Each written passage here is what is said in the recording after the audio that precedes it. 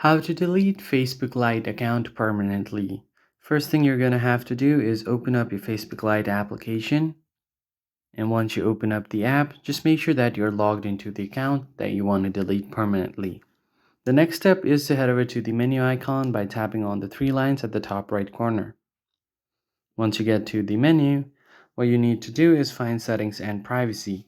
Tap on this drop down below, and then from here, simply tap on Settings. Once you land on your settings page, on the very first option you'll find Account Center, so click on See More in Account Center. Now it will open up your Account Center. So what you're going to have to do now is go ahead and select the profile that you want to delete. So click on Accounts, and you'll be able to see all of the connected accounts on your Account Center.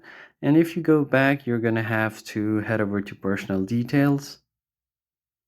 And here you'll have an option for account ownership and control. Tap on it. Then tap on deactivation or deletion. And now here select the account that you want to delete. So I'm going to select my Facebook account. So here are two options. The first one is temporary deactivation. And if you want to permanently delete your account, choose the second option. But you can only recover it within 30 days if you change your mind, so be aware of that. Now click on continue.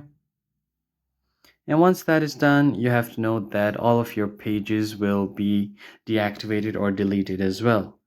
Click on continue again and choose a reason. So I'm going to choose the last reason and then click on continue. And finally, what you can do is click on continue again. And now what you want to do is scroll all the way to the bottom and click on continue. And the last step is to provide password for security reasons. Just enter your password and click on continue, and your account will be permanently deleted. So that's pretty much it, guys. I hope this tutorial was helpful. I'll catch you on the next video.